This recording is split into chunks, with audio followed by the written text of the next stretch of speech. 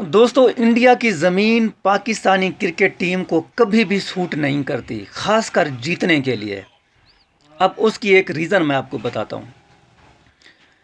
اگر ہم دو چیزوں کو پہلے سمجھ لیں کہ 11 کا سیمی فائنل لے لیں آپ، یوگ راج سنگھ کو عمر اکمل کا 2 چھکے مارنا، پھر دستانوں کا آنا، اور اس کے بعد پوری ٹیم کا ایک ہی سٹائل میں بولڈ ہونا۔ نمبر 2، 23 کا ورلڈ کپ، انڈیا کے ساتھ میچ، 156 پہ 2 کھلاڑی آؤٹ ہیں اور 192 پہ آل ٹیم آؤٹ ہے۔ مطلب کہ 156 تک تو کوئی پریشر نہیں تھا، کہیں کوئی قسم کی کوئی ٹینشن نہیں تھی، کوئی مسئلہ پیچیدہ کوئی نہ کوئی خاص بولنگ تھی، سب کچھ صحیح چل رہا تھا۔ لیکن اچانک سے پریشر ایسا آسمان سے اترا کہ 192 پہ آل ٹیم آؤٹ۔ اس میچ کو چھوڑ کے اب ہم آ جاتے ہیں افغانستان کے میچ پہ۔ افغانستان کے میچ میں تو میں اگر آپ کو یہ بولوں کہ کسی بھی کھلاڑی نے کھیلنے کی کوشش نہیں کی تو میں کہتا ہوں کہ یہ بات غلط نہیں ہے۔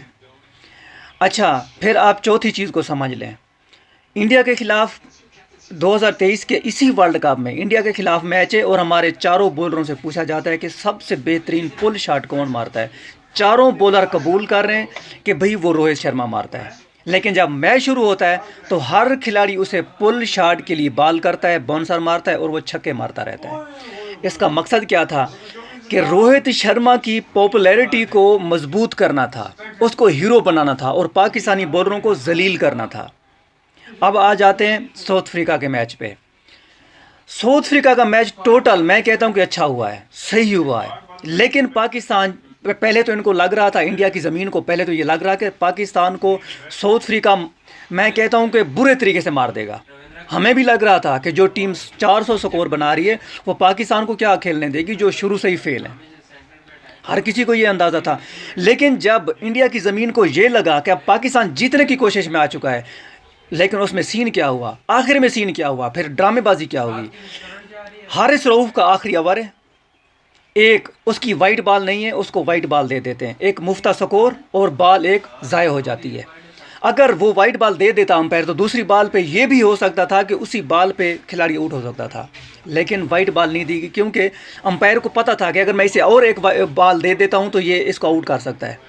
ٹھیک ہے، نمبر 2، وائٹ بال تھی، اس نے وائٹ بال نہیں دی، سکور بھی مفتہ گیا۔ وائٹ بال نہیں تھی لیکن اس نے وائٹ بال دے دی، سکور بھی گیا اور بال بھی ضائع ہو گئی۔ اور پھر جو سین جو ڈرامہ ہوا ایل بی ڈبلیو پہ، ایل بی ڈبلیو کا ڈی آر ایس دکھانے کے لیے ان لوگوں نے 2 مرتبہ پچ کو کلک کیا، 2 مرتبہ۔ اگر آپ اس کو غور سے دیکھیں تو اس پچ کو 2 مرتبہ کلک کیا گیا ہے، 2 مرتبہ۔ اس کی جو لائن ہوتی ہے، جو اس کا سنٹر ہوتا ہے، اس کو کمپیوٹر پہ 2 مرتبہ دکھایا گیا ہے۔ پہلے جو دکھایا گیا ہے اس کی پوزیشن کچھ اور تھی، لیکن جو دوسری مرتبہ دکھایا گیا ہے اس کی پوزیشن کچھ اور تھی۔ اب اگر میں 5ویں بات آپ کو بولوں کہ پہلے تو ٹیمیں اور لوگ یہ کہتے تھے کہ یار میچ ہار گئے، قسمت خراب ہے، لیکن آج آپ یہ نہیں کہہ سکتے کہ میچ ہارے ہیں قسمت خراب ہے۔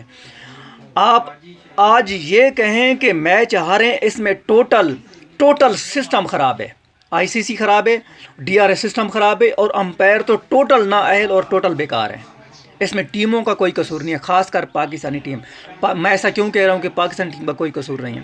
کیونکہ اگر ہم 2 چیزوں کو سمجھیں، جب کوئی قوم غلام بنتی ہے تو وہ ہر شعبے میں غلام بنتی ہے۔ یہ نہیں ہے کہ آپ صرف ایک شعبے میں غلام بنتے ہیں، آپ ہر شعبے میں غلام بنتے ہیں، اور پھر غلاموں کو کوئی اجازت نہیں ہوتی، وہ اپنی من مرضی سے جو چاہیں کریں، وہ ہر شعبے میں غلام ہوتے ہیں اور ان سے باتیں منوائی جاتی ہیں۔